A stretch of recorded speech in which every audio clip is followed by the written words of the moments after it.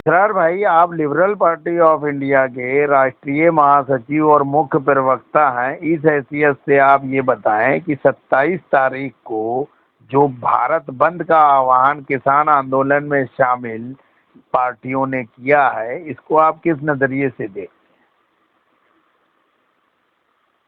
हैं? एक ऐतिहासिक आंदोलन है और उसका एक ऐतिहासिक बंद है। इसमें मुझे जो जानकारी मिली, पूरे देश से लोग इसमें पार्टिसिपेट कर रहे हैं, कहीं ज्यादा कहीं कम हो सकते हैं। और आम जनता इस आंदोलन के साथ, खासकर ग्रामीण जनता, भले ही उसको मोबिलाइज करने वाले उतना मेहनत नहीं कर पा रहे हो या उनको सड़क पर नहीं ला पा रहे हो, लेकिन घर में बैठ करके भी हर आदमी इसी बात कर रहा है। सबको इस बात की अब शिकायत है सरकार से कि उसको किसानों की बात मान लेनी चाहिए। अब सरकार नहीं मान रही तो इसका मतलब कि जनता सरकार के विरुद्ध जा रही अंदर अंदर। अगर 27 के आंदोलन के बाद अगर कोई निष्कर्ष नहीं निकला बढ़िया किसानों के समर्थन में, तो सरकार को जो है गहरे संकट में जाना पड़ सकता है। क्योंकि इसका जो वो आपका रवि भी है, रवीश कुमार भी है, वो सरकार की रोज जो झूठी बातें हैं उसको पर्दाफाश कर देता है वो व्यक्ति। तो ऐसे जर्नलिस्ट भी हैं और एक ही चाहिए सही बात करने के लिए। भगत सिंह तो अकेले ही थे फांसी करने वाले, 2-4 लोग उनके साथ और थे, लेकिन पूरा देश आज भी भगत सिंह को लेकर चल रहा, क्योंकि भगत सिंह के पीछे अगर लोग गांधी के पीछे चल रहे थे तो भगत सिंह के पीछे भी लोग चल रहे थे और आज तक चल रहे हैं। लोग हर घर में फोटो लगती है भगत सिंह। ये 27 का जो बंद है, ये लिबरल पार्टी ऑफ इंडिया जो है, इसमें किस तरह का जो है अपना भूमिका रखती है और वो क्या इसका जो है पूरी तरह से समर्थन करती है? लिबरल पार्टी ऑफ इंडिया जो है एक प्रोग्रेसिव पार्टी है और वो उसको पता है कि लिबरल पार्टी ऑफ इंडिया जो है वो किसानों का हित चाहती है, किसानों का हित इस आंदोलन की कामयाबी में। तो इसलिए लिबरल पार्टी ऑफ इंडिया खुल करके इसका समर्थन करती है। हालांकि हर आंदोलन में कुछ एंटी एलिमेंट जो है, एंटी डेमोक्रेटिक एलिमेंट्स भी होते हैं, एंटी सोशल एलिमेंट्स भी होते हैं, बहुत सारी चीजें होती है, लेकिन ओवरऑल जो है ये आंदोलन बहुत सही मुद्दों को लेकर के खड़ा हुआ है। आप कहें तो मैं उन कुछ मुद्दों को दोहरा सकता हूँ। वो मुद्दे प्रमुख कौन से हैं कि जिससे आपको ये लगता है कि किसान आंदोलन सही दिशा में जा रहा है और उसकी जीत निश्चित है? देखिए, आंदोलन इस देश में इससे बड़ा आंदोलन एक ही हुआ था, दत्ता सामंत के नेतृत्व जी। हाँ, टेक्सटाइल का मूवमेंट, वो विश्व रिकॉर्ड टाइम के 28 महीने चला जी। संयोग की बात है, उन दिनों मैं जवाहरलाल नेहरू यूनिवर्सिटी में स्टूडेंट था और मैंने स्टेट टर्म पेपर लिखा था, state union movement in India after 70s। तो मुझे याद है। अब उस आंदोलन के बाद क्या हुआ जानते हैं? पूरा टेक्सटाइल का जो दुनिया थी सरकारी, उसको सरकार ने खुद ध्वस्त कर दिया। आज टेक्सटाइल सारा बम्बई का, आप देखिए बम्बई हब था है, सारा टेक्सटाइल का जो इंफ्रास्ट्रक्चर था सरकारी वो सब बिक गया, जमीनें बिक गई वहाँ की, और जितने लूम थे सब रूस के कहाँ के एडवांस पावर लूम थे सब बिक गए। तो आज जो है उस अभी ये आंदोलन उतना बड़ा नहीं हुआ है, लेकिन अब इसमें इसको सरकार जो है अपनी मिलों को बेच सकती थी, बेच दिया उसने। लेकिन सरकार किसानों की जमीन नहीं बेच सकती है। अच्छा, प्रमुख मुद्दे क्या हैं जिससे आपको लगता है कि किसान सही दिशा में है और उनकी जीत निश्चित है? कि सही मुद्दे जो हैं, जैसे आप इसमें जो है एमएसपी जो है वो बना तो दी गई है, लेकिन इसकी कोई वैधानिकता इसलिए नहीं है कि हम आप बेचना चाहते हैं अपना, कौन लेगा उसको?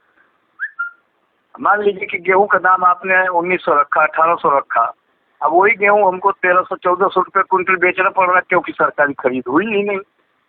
सरकार ने हमारा खरीदा नहीं और सरकार ने बड़े लोगों को खरीद लिया और हो गया।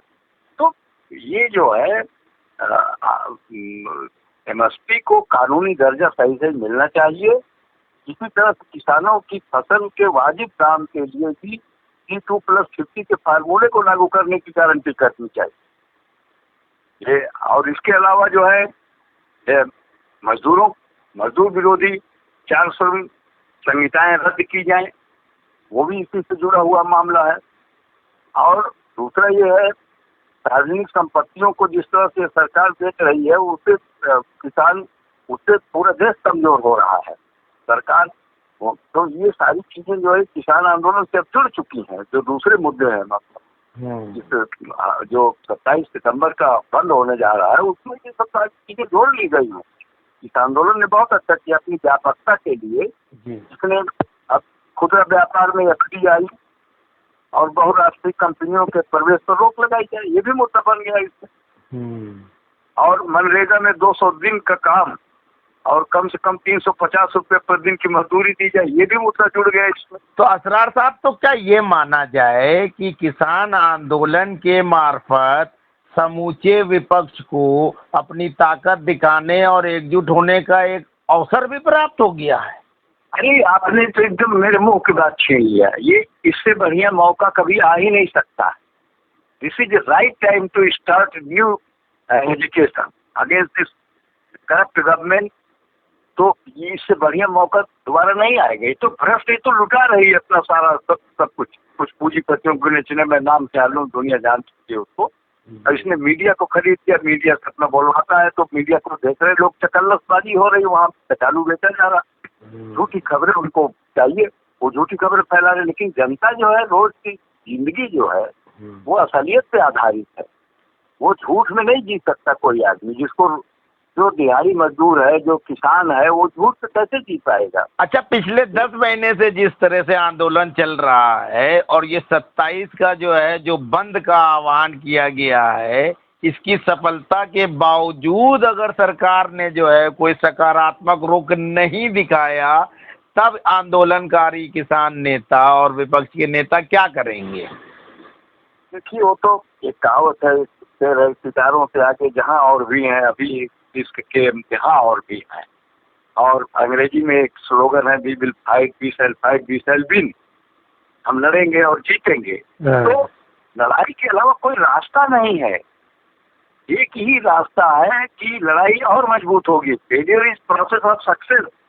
जहाँ नाकामियां मिलती है वही सक्सेस की नींव भी रखता है। अच्छा, ये प्रोसेस है, वो प्रक्रिया है जी। ये 5 राज्यों में जो विधानसभा के चुनाव होना है, उत्तर प्रदेश, उत्तराखंड, पंजाब, मणिपुर और गोवा, इस पर जो है इस बंद का और किसान आंदोलन का किस तरह का प्रभाव आप देख रहे हो आने वाले इलेक्शन में? अभी किसान आंदोलन का प्रभाव उस चुनाव के मामले को लेकर के नहीं, उससे इसका इम्पैक्ट अभी कुछ दिख नहीं रहा है। लेकिन अगर ये एजुकेटिंग पार्टियां जो आंदोलन में शामिल हैं, ये सारी पार्टियां, लाइक माइंडेड पार्टियां जो है, अगर ये सब एकजुट हो जाएंगी, किसान के मुद्दे को लेकर के ही एकजुट हो जाएंगी और ये एक राजनीतिक मोर्चा भी बनाएंगी, तो निश्चित रूप से कहीं भी मैं लिख के दे सकता हूँ। आज उत्तर प्रदेश की सारी फोर्सेज जो किसान आंदोलन के साथ है, वो सारी फोर्सेज एक पॉलिटिकल मंच बना लें, तो जोगी को सवाल ही नहीं पैदा होता। उनको तो 50 सीट 45 सीट से भी कम मिलेगी तो अखिलेश को मिली थी पिछली बार। यहीं पे एक सवाल कि किसानों का आंदोलन को समर्थन जो है ओम प्रकाश राजभर ने भी दिया, अखिलेश ने भी दिया और आपकी मायावती ने भी दिया और कांग्रेस ने भी दिया। बावजूद इसके ये सब अलग अलग लड़ रहे हैं, तो इसका बेनिफिट तो जो है योगी आदित्यनाथ को मिलेगा चुनाव में। तो क्या इन लोगों के ये अकल काम नहीं कर रही है कि इस चीज को जो है संजीदगी से लेते हुए एक संयुक्त जो है रणनीति बनाई जाए जिससे बीजेपी को सत्ता से बेदखल किया जाए? इस पे क्या विचार है आपका? देखिए, आपने तो बिल्कुल सवाल में ही आपने जवाब भी दिया है और उसका सम्मान होना चाहिए कि आप बिल्कुल, आपका सवाल और जवाब दोनों साथ साथ है, उसमें मुझे कुछ बोलना नहीं है। मैं सिर्फ इतना ही कहना चाहता हूँ कि किसान आंदोलन इनके पास की बात नहीं है।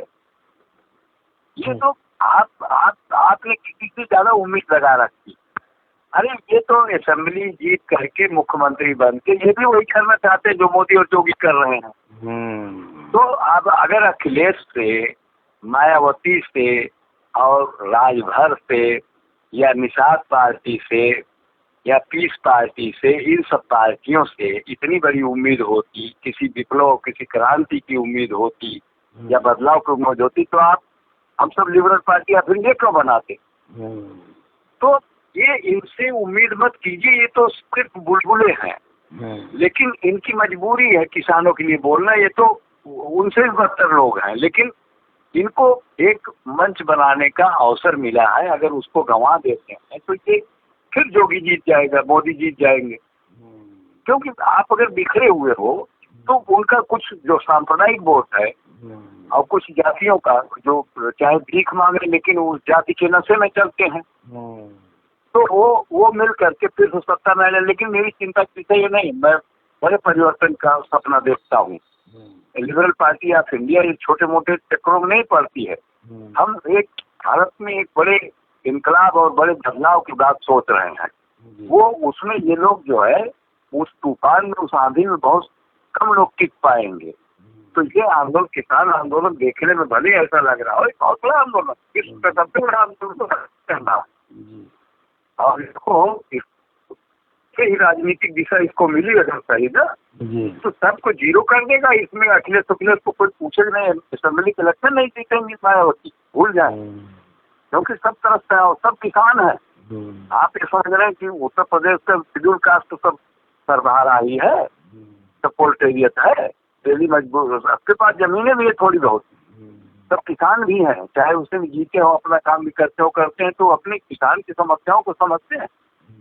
तो इसलिए इनके लिए एडवांटेज है, लेकिन एडवांटेज का फायदा ये उठा लें, बड़ी समझदारी की बात होगी। किसी तरह से एक नया रास्ता निकल सकता है, इतनी इनसे उतनी ही उम्मीद कीजिए। ये इसके लायक नहीं है कि इन पे आप ज्यादा भरोसा करें। इनके अंदर भी वही लाल सीताशाही वाला है, सब कुछ आएंगे वो भी जमीनें बेचेंगे, ये करेंगे, लोगों को बेवकूफ देंगे। और देखा बार लोगों ने, एक बार तो मायावती देखने 4 बार मुख्यमंत्री करेंगे। अखिलेश के पिता चाहिए कई बार मुलायम सिंह रहे। मुलायम सिंह ने क्या दिया उत्तर प्रदेश? एक चकबंदी को हदबंदी नहीं करवा पाए आज तक। हदबंदी को और जो है दाखिल वो लोगों का जो है अभी तक लोग एक और कानून आया वो भी नहीं आया चकबंदी से जुड़ा हुआ। तो ये लोग क्या है? तो कभी साइकिल, बताइए इनके पास कितनी अकल है? अगर आप रेलिवेंट नहीं समझते तो इसको निकाल दीजिए बाहर मेरी इस बात को। लेकिन मैं कह रहा हूँ पूर्वांचल एक्सप्रेस वे का नाम समाजवादी रखने की क्या जरूरत है? समाजवादी सड़क का नाम रखोगे? सड़क का नाम, सड़क को तो बख्श दो भाई। तो सड़क, हाँ सड़क को भी समाजवादी कौन है? सड़क पे चाहे सुअर चले, चाहे हिरन चले, चाहे बकरा चाहे चले, गाय चले, भैंस चले, वो भी चल रहे हैं, सब चल रहे हैं। गरीब चले, पैदल चले, अमीर चले, चाहे जो चले, चाहे जो चले। तो ये सब क्या, ये सब लोगों के मतलब इन्हें दिशा नहीं है इनके पास। तेरा साहब, दिशा का अभाव इस देश में है शुरू से, आज कोई नई बात नहीं है। अब तो कोई साइकिल बांट रहा है, कोई कुछ कर रहा है, सब ये दिशा है। आप बताइए मेरे गांव में, मैं गांव में हूँ, मेरा गांव बहुत इंटीरियर था कभी, अब पूर्वांचल एक्सप्रेस वे बन रहा है। मेरे गांव में सेंट जेवियर कॉलेज स्कूल की बस आती है। ये सरकार चलाते नहीं आ रही है। जानते हैं क्यों आ रही? पूंजीपति वर्ग जो है वो मोबाइल है, उसके अंदर मोबिलिटी है और वो पैसा कमाना चाहता है तो अपनी चीजों को बढ़ाता है, अपने व्यवसाय को बढ़ाता है। शिक्षा भी उसका व्यवसाय है। शिक्षा तो जो व्यवसाय नहीं है वो तो गांव में, उसमें टीचर नहीं है सरकारी स्कूलों में, उसको रंग दिया है आज। अच्छा, एक राजनीतिक होने के नाते आप क्या सोचते हो, कब तक जो है ये किसान आंदोलन को लेके जो किसान संघर्षरत हैं इसका कोई सकारात्मक हल इनके पक्ष में निकल आएगा? वो समय सीमा आप कुछ आकलन कर रहे हैं? बिल्कुल, मुझे कोई आकलन नहीं, क्योंकि ये सरकार झूठी है। तो सिर्फ झूठ बोलना काम हमारे देश के प्रधानमंत्री का। दिन रात ये हमारे देश का प्रधानमंत्री सिर्फ झूठ बोलता है। अब कोरोना जैसे जो बीमारी है उसमें जो वैक्सीन लगती है उस पर प्रधानमंत्री की तस्वीर छपती है भारत में। आप बताइए, ऐसे लोग जो इतना ऐसे लोग हैं जो अपने आप को हाईलाइट करने के लिए इनका पेट ही नहीं भर रहा है कि इनको कितनी पब्लिसिटी की जरूरत है। क्यों? पब्लिसिटी तो उसको जरूरत होती है जो जो गलत कर रहा हो। सही को, साच को आँच कहाँ है? कागज की नाव डूबती है ना, तो ये कागज की नाव है, इनको पता है कभी भी डूब सकती, इसलिए जाम लगाए हुए। बहुत बहुत धन्यवाद आपका। जी, thank you sir, thank you.